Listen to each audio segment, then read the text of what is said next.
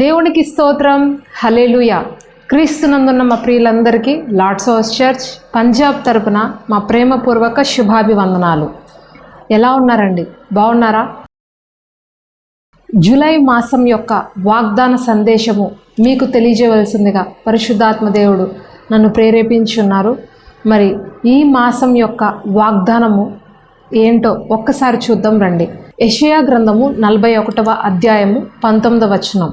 చెట్లు లేని మెట్టల మీద నేను నదులను పారజేసదను, లోయల మధ్యను ఊటలను ఉబక చేసదను, అరణ్యమును నీటి మడుగుగాను ఎండిన నేలను నీటి బుగ్గలుగాను చేసదను. హల్లెలూయా. చక్కటి వాగ్దానము కదండి. ఈ యొక్క వాగ్దానమును ఒక సాధారణ భాషలో మనకు అర్థమయ్యే ఒక వాడుక భాషలో చెప్పాలి అంటే కనుక, ఎలాంటి అవకాశము లేనటువంటి పరిస్థితుల్లో, ఏ విధమైనటువంటి అనుకూల పరిస్థితులు లేనటువంటి సమయంలో మన కొరకు ఒక క్రొత్త అవకాశాన్ని, ఒక కొత్త పరిస్థితి అక్కడ సృష్టించబడము అనేదే ఈ యొక్క వాగ్దానం యొక్క అర్థం అండి. మీకు అర్థమైంది ఈ మాట అని నేను నమ్ముచున్నాను. బైబిల్లో ఒక వృద్ధ స్త్రీ గురించి ఈరోజు నేను మీతో చెప్పాలనుకుంటున్నాను. ఆవిడకి చాలా సంవత్సరాల నుంచి గర్భఫలం లేదు. అయితే కొంత సమయం వచ్చేటప్పటికి ఆవిడ యొక్క ఋతుక్రమం కూడా ఆగిపోయిందంట. అంటే ఆవిడకి వచ్చే నెలసరి కూడా ఆగిపోయింది. ఇక గర్భధారణ జరగడానికి ఎలాంటి అవకాశము, ఎలాంటి విధమైనటువంటి అనుకూల పరిస్థితులు ఆ వృద్ధ దంపతులకు లేవు. ఆమె యొక్క యజమానుడు కూడా ఎంతో వృద్ధుడు ఆ సమయానికి. అయితే అకస్మాత్తుగా దేవదేవుడు వారికి ఒక వాగ్దానం ఇస్తారు. ఆ వాగ్దానం ఏంటంటే, ఇదిగో మరుసటి సంవత్సరము ఈ సమయము నాకు నీ ఒడిలో ఒక కుమారుడు ఉంటాడు అని ఆ వృద్ధ దంపతులకు ఆ ఒక్క మాటను దేవదేవుడు తెలియచేసినప్పుడు, ఈ యొక్క వృద్ధురాలైనటువంటి స్త్రీ తన హృదయంలో నవ్వుకుంటుందంట. స్త్రీ ధర్మము అనేది నా శరీరంలో నిలిచిపోయింది, నా యజమానుడు కూడా ఎంతో వృద్ధుడు, ఈ సమయంలో నాకు గర్భధారణ ఎలా జరుగుతుంది అని తన హృదయంలో నవ్వుకుందంట. అయితే ప్రభు ఆమె హృదయంలో ఆ విధంగా నవ్వుకుందని వెంటనే చెప్తున్నారు, నాకు అసాధ్యమైంది ఏదైనా ఉందా అని అడుగుతున్నారు. ఆ ఒక్క మాటను కూడా నేను మీకు చదివి వినిపిస్తానండి. ఆదికాండము 18వ అధ్యాయము 11 నుంచి 14 వచనాలు. అబ్రహామును సారాయును బహుకాలం గడిచిన వృద్ధులై ఉండిరి. స్త్రీ ధర్మము సారాకు నిలిచిపోయిన గనక సారా, నేను బలము ఉడిగిన దానను అయిన తర్వాత నాకు సుఖము కలుగునా, నా యజమానుడును వృద్ధుడై ఉన్నాడు కదా అని తనలో నవ్వుకొనెను. అంతటా యెహోవా అబ్రహాముతో, వృద్ధురాలునైన నేను నిశ్చయముగా ప్రసవించదనా అని సారా నవ్వనేలా? యెహోవాకు అసాధ్యమైనది ఏదైనా ఉన్నదా? మీదటికి ఈ కాలమున నిర్ణయ కాలమందు నీ యొద్దకు తిరిగి వచ్చదను, అప్పుడు సారాకు కుమారుడు కలుగును అనెను. హల్లెలూయా. చూడండి, ఈ యొక్క వృద్ధ దంపతులు అబ్రహాము, సారా అండి. వీళ్ళిద్దరి జీవితంలో మనము గమనించినట్లయితే అసలు పిల్లలు పుట్టడానికి ఏ మాత్రము కూడా వారికి 1% ఛాన్స్ కూడా లేదండి. మొత్తము కూడా శూన్యమైనటువంటి పరిస్థితి. బహుశా ఈ వాక్యం వింటున్న మీకు ఒకవేళ గర్భఫలం లేదేమో, 1% కూడా ఛాన్స్ లేనటువంటి స్థితి మీకైతే ఉండకపోవచ్చు. శారీరకంగా నేను చెప్పేది అంటే మీరు ఇంత వృద్ధులు కాకపోవచ్చు, బహుశా 30+ ఉండొచ్చు. మీకేవో చిన్న చిన్న కాంప్లికేషన్స్ వల్ల మీకు పిల్లలు కలగట్లేదు. కానీ ఇక్కడ వీరి యొక్క పరిస్థితి కనుక మనము చూసినట్లయితే అసలు వీరికి గర్భధారణ చేసుకోవాలన్నా, ప్రసవించాలన్నా కూడా ఆమె శారీరకంగా, ఆమె శరీరంలో ఉన్నటువంటి అవయవాలు కూడా సహకరించలేనటువంటి పరిస్థితిలో సారా ఉన్నది ఇక్కడ. కానీ ప్రభు వారు చెప్తున్నారు, సారా నువ్వు ఎందుకు నవ్వుకుంటున్నావు, నాకు అసాధ్యమైనది ఏదైనా ఉందా అని ప్రభు అడుగుతున్నారు. ఈరోజు ప్రభువారు కూడా మిమ్మల్ని అదే అడుగుతున్నారు, నాకు అసాధ్యమైనది ఏదైనా ఉందా నాకు అసాధ్యమైనది ఏదైనా కలదా నీ జీవితంలో? ఈ యొక్క అద్భుతం చేయకుండా ఆపడానికి, ఈ యొక్క మార్పు నీ జీవితంలో చేయకుండా ఆపడానికి నాకు అసాధ్యమైనది ఏదైనా ఉందా? నేను చేయకుండా ఉండేది ఈ లోకంలో ఏదీ లేదు. నా మాట ద్వారా ప్రతిదీ సృష్టించబడింది. నా ఒక్క మాట ద్వారా ప్రతిదీ కూడా ఇది కలుగు అంటే అది కలిగింది. అందుకనే యెషయా గ్రంథం 41వ అధ్యాయంలో ఒక వాగ్దానము ఇప్పుడు నేను మీకు చదివి వినిపించాను కదా, చెట్లు లేని మెట్టల మీద నేను నదులు పారజేస్తాను, లోయలను ఉబికే విధంగా నేను చేస్తాను, ఊటలు ప్రవహించే విధంగా నేను చేస్తాను, అరణ్యమును నీటి మడుగులుగా నేను చేస్తాను. ఎంత గొప్ప వాగ్దానం అండి. అసలు నీటి జాడ కూడా కనపడనటువంటి ప్లేసెస్లో నీళ్లు ప్రవహించేలాగా చేస్తాను అని ప్రభు అంటున్నారు. మేము ఒకసారి ఒక పాట షూటింగ్ కోసం అని చెప్పి ఒక హిల్ స్టేషన్కి మేము వెళ్ళాము. అయితే ఆ ఒక షూటింగ్ జరుగుతున్నప్పుడు కొన్ని ప్లేసెస్ని మేము అక్కడ చూస్తున్నాము. చుట్టూ కొండలు, పెద్ద పెద్ద బండరాళ్ళు, ఎక్కడా కూడా ఆ ప్లేస్లో ఒక నది కానీ లేకపోతే ఒక చిన్న చెరువు కానీ చిన్న కాలువ కానీ ఏమీ కనిపించట్లేదు. ఆ ఒక కొండలు ఎలాగున్నాయంటే ఆకాశాన్ని అంటుతున్నట్లుగా ఉన్నాయి. అయితే ఆ ఎత్తైన కొండల మీద నుంచి ఎంతో ప్రవహించేటువంటి జలధారలు అక్కడి నుండి ప్రవహించుకుంటూ కిందకి పడుతున్నాయండి. ఆ ఒక్క పరిస్థితులు అక్కడ మేము చూస్తున్నప్పుడు నిజంగా మా కన్నులకు ఎంతగానో ఆశ్చర్యం కలిగింది. ఇంత ఎత్తు మీద నుండి ఆ ఒక్క జలాలు ఏ విధంగా వస్తున్నాయి కిందకి? అసలు అక్కడ ఏముందని నీళ్లు రావడానికి? చుట్టూ బండరాళ్ళు తప్పితే ఒక చెట్టు కూడా మొలవడానికి అవకాశం లేదు అక్కడ. అలాంటి ప్లేస్లో నుంచి, అలాంటి బండరాళ్లలో నుండి నీళ్లు ఎలాగో పుట్టుకొస్తున్నాయో నాకు అర్థం కాలేదు. ఆకాశంలో నుండి ఏమన్నా నీళ్లు కురుస్తుందా దాని మీద అని అనిపించేంతగా అక్కడున్న పరిస్థితి కనపడిందండి. ఇంకా విచిత్రం ఏంటంటే ఆ ఒక్క ఊరిలో ఉన్నటువంటి ప్రజల అందరూ కూడా ఆ కొండ మీద నుండి వచ్చే జలపాతాల్లో నుండి ప్రవహించే నీరునే ఆ ఊరి ప్రజలందరూ వాళ్ళ ఇంట్లోకి సప్లై చేసుకుంటున్నారు. ఎవరు కూడా మనకులాగా బోరు వేసుకోవడము, తాగునీరు కోసము, వాడుకోవడం కోసము బోరు ఉపయోగించుకోవడము, లేకపోతే ప్రభుత్వం వారు ఇచ్చేటువంటి వాటర్ కనెక్షన్స్ని యూజ్ చేసుకుంటూ నీళ్ళను ఉపయోగించుకోవడము కాదండి.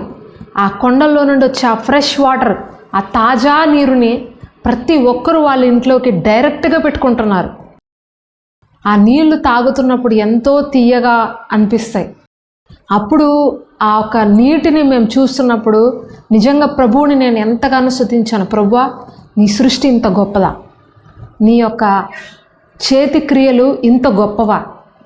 నువ్వు ఇంత బండరాళ్లలో నుంచి నీళ్లను ప్రవహింపజేయగలుగుతున్నావంటే నీ యొక్క చేతి క్రియలు, నీ హస్త కార్యాలు ఎంత గొప్పవి తండ్రి అని అనిపించిందండి. హల్లెలూయా. దేవుడు సమాధిలో ఉన్న వారిని కూడా ఒక్క మాటతో తిరిగి లేపాడండి. వృద్ధులైపోయిన వృద్ధ దంపతులకు వాగ్దాన పుత్రుడిని ఇచ్చాడండి. 5 రొట్టెలను 2 చేపలను 5,000 మంది మనుష్యులకు ఆయన పంచిపెట్టగలిగాడండి.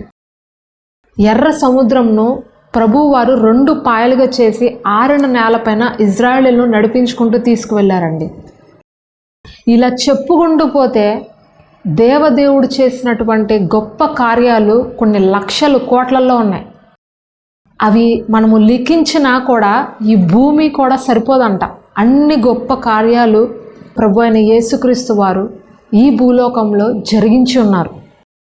ఈ సృష్టి యావత్తు కూడా దేవదేవునికి ఎల్లప్పుడూ కూడా స్తుతిస్తూ ఉందంట, ఆయనను మహిమపరుస్తూ ఉందంట. ఆయన హస్త కార్యాలు చూసినప్పుడల్లా ప్రతి జీవి కూడా ఆకాశము వైపుకు తల ఎత్తి దేవుడు ఇచ్చేటువంటి, ఆయన గుప్పిలు విప్పిచ్చేటువంటి ఆహారం కోసము ఎదురు చూస్తూ ఉందంట. హల్లెలూయా. అంత గొప్ప దేవుణ్ణి మనము ఈరోజు కలిగి ఉన్నాము. అలాంటి గొప్ప దైవాన్ని మనమందరము ఈరోజు ఆరాధిస్తున్నామంటే మీరు నేను ఎంత ధన్యులము. కానీ ఈ రోజుకి కూడా మనుష్యులు వారి జీవితంలో కలుగుతున్నటువంటి చిన్న చిన్న సమస్యలకు చింతిస్తున్నారు, బాధపడుతున్నారు.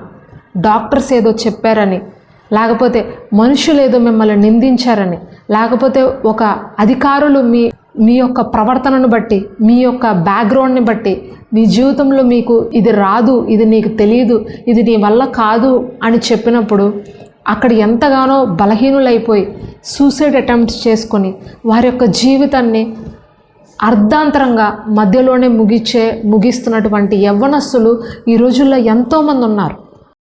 కానీ ఈరోజు పరిశుద్ధాత్మ దేవుడు మీతోనే మాట్లాడుతున్నారు. చెట్లు లేని మట్టల మీద నదులు ప్రవహింపజేసినటువంటి నాకు, నెలసరి ఆగిపోయినటువంటి ఋతుక్రమము ఆగిపోయినటువంటి ఒక వృద్ధ స్త్రీకి, 90 సంవత్సరాలైనటువంటి వృద్ధురాలికి ఒక వాగ్దాన పుత్రుని జన్మింపజేసినటువంటి నాకు, నీ జీవితంలో, నా జీవితంలో ఉన్నటువంటి చిన్న చిన్న సమస్యలు ఒక లెక్క చెప్పండి. ఆయన ఒక్కసారి ఇది కలుగునుగాక అంటే మీ జీవితంలో అది కలిగిపోతుందండి. ఇది అవునుగాక అని అంటే అది మీ లైఫ్లో అవుతుందండి. ఇది జరుగునుగాక అంటే అది మీ జీవితంలో జరుగుతాయండి. ఒక్క సెకండ్ చాలండి దేవుడికి, ఒక్క నిమిషం చాలు. కానీ మన లైఫ్లో మనము మన నోటితోనే కీడును పలుకుతున్నాం. మన యొక్క ఆలోచనల ద్వారా అవిశ్వాసాన్ని మనము కోస్తున్నాము. అందుకనే మన జీవితంలో ఏది కూడా ఫలించేటువంటి స్థితిలోకి మనం వెళ్ళట్లా. విశ్వాసము అనగా నిరీక్షింపబడు వాటి యొక్క నిజస్వరూపము అని వాక్యం రాయబడింది.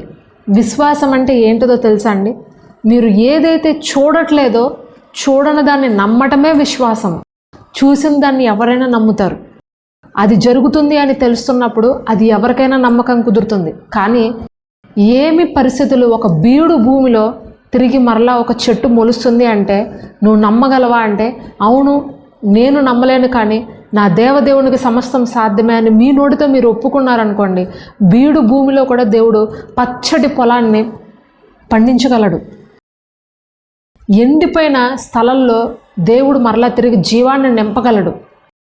యెహెజ్కేలుతో అంటాడు, ఈ ఎండిన ఎముకల్ని నువ్వు పిలువు, నువ్వు ప్రవచించు, వాటికి జీవాన్ని ఇవ్వు అని అన్నప్పుడు ఆయన నోటితో ఆయన ప్రవచించిన వెంటనే యెహెజ్కేలు ఎండిన ఎముకలకు జీవం కలిగి అవి మహాసైన్యముగా అక్కడ లేచొచ్చినాయంట. అవి శరీర రూపాన్ని దాల్చుకున్నాయంట.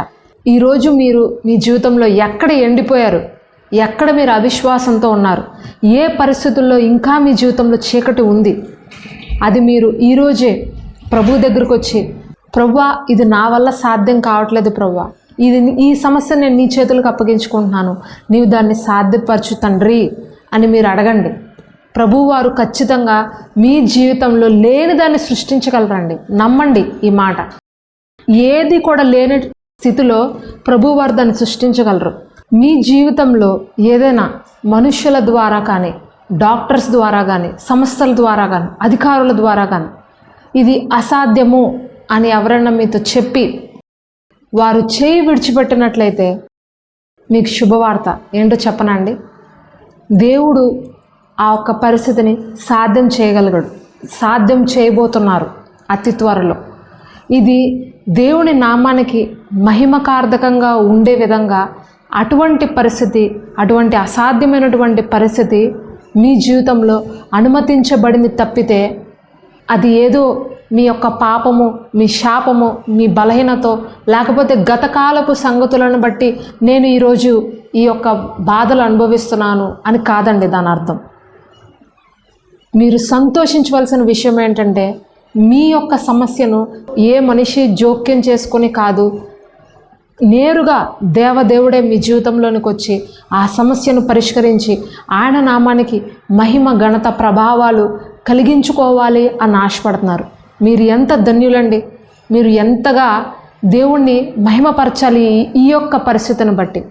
కానీ అనేకులు ఏం చేస్తారంటే దేవుడి పైన సణుగుతారు, దేవుడి పైన గొణుగుతారు. నాకే ఎందుకు ఈ పరిస్థితి దేవుడు అనుమతించాడు, నాకే ఎందుకు ఇలాంటి పరిస్థితి దాపరించింది, నాకెందుకు గర్భఫలం లేదు, నాకెందుకు వివాహం విషయంలో ఆలస్యం అయిపోతుంది, నాకే ఎందుకు ఇలాంటి శాపకరమైనటువంటి పరిస్థితుల్లో నేనున్నాను, నాకే ఎందుకు ఈ కుదరని రోగం వచ్చింది అని మీరు అనుకుంటున్నారేమో. కానీ మీరు అలా అనుకోవడం వదిలేసి ఆ ఒక్క మాటల్ని తిప్పి ఈ విధంగా అనొచ్చు కదా, ప్రభువా ఈ సమస్యని ఏ మనిషి పరిష్కరించలేకపోతున్నాడు, కానీ నువ్వు పరిష్కరించగలవు ప్రభువా. నేను నమ్మిన దేవుడు ఎన్నటికీ నన్ను విడువడు ఎడబాయడు, పిలిచినవాడు నమ్మదగినవాడు, ఆయన ఎప్పటికీ చేయి విడువడు ఎడబాయడు అని నువ్వు వాగ్దానం చేసావు కదయ్యా.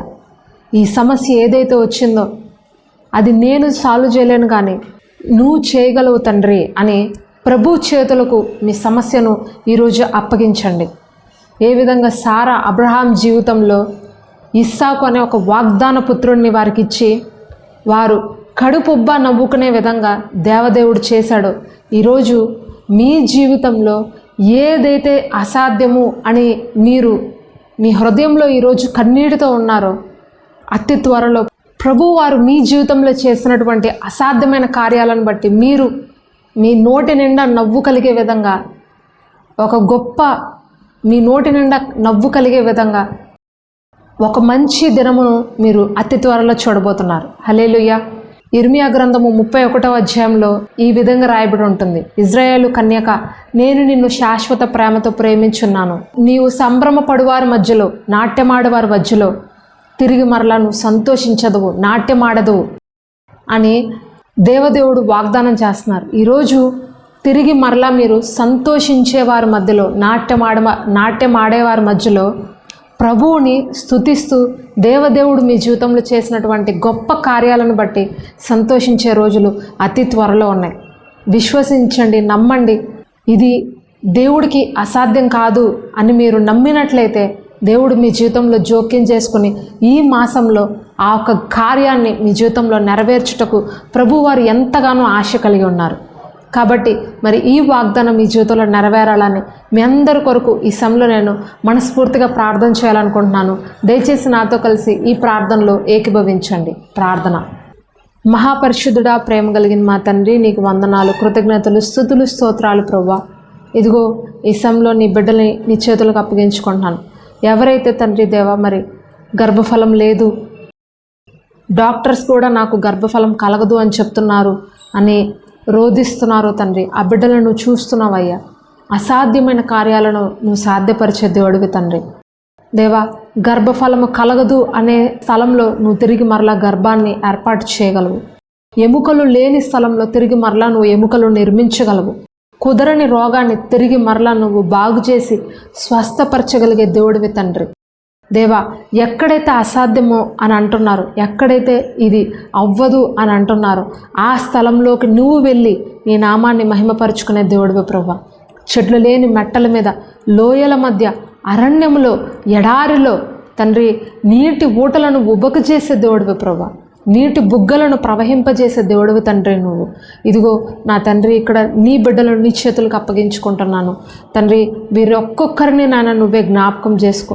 వీరి జీవితంలో నీ యొక్క గొప్ప కార్యాలు, నీ ఘనమైన కార్యాలు అత్యంత అద్భుతంగా, అసాధారణమైనటువంటి స్థితిలో నీవే జరిగించి వీరిని ఆశీర్వదించమని వేడుకుంటూ ఈ చిన్ని ప్రార్థన నజరేయుడైన యేసుక్రీస్తు వారి అతి పరిశుద్ధ నామంలో అడిగి వేడుకొనుచున్నాను పరమ తండ్రి.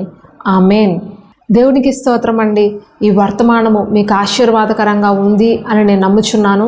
తప్పకుండా మీ ఫ్రెండ్స్కి, మీ బంధువులకి కూడా తప్పకుండా ఈ యొక్క మెసేజెస్ని షేర్ చేయడము మర్చిపోకండి.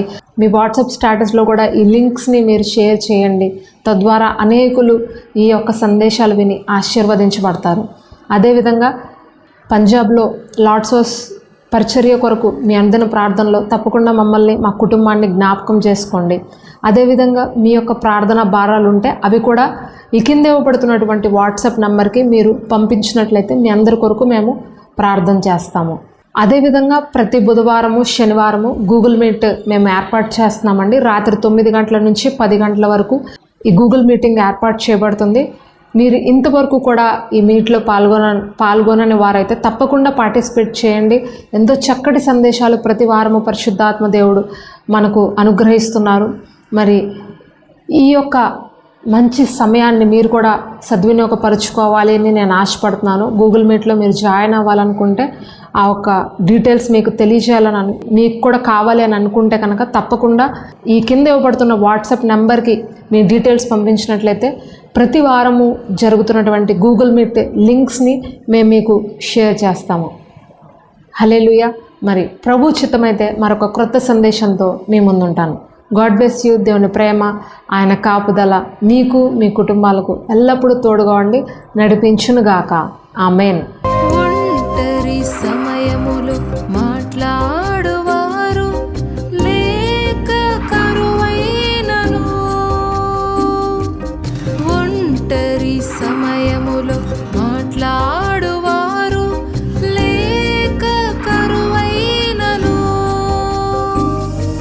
నా స్నేహితుడవై నన్నాదరించి, నా స్నేహితుడవై నన్నాదరించి జీవాన్ని ఇచ్చావయ్యా, నన్ను దీవించావయ్యా,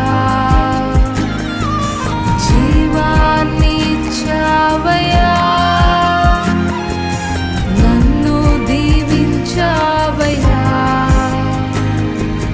కీర్తించగలనా, కొనియాడగలనా దేవా నీ మహిమను,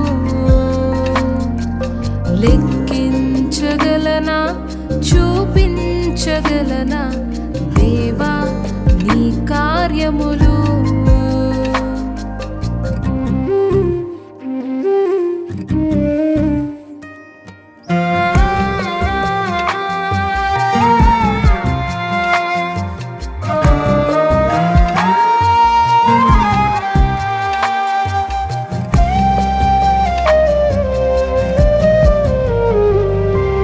కన్నీటి సుడులతో ఎన్నో రాత్రులు నేను గడిపినను,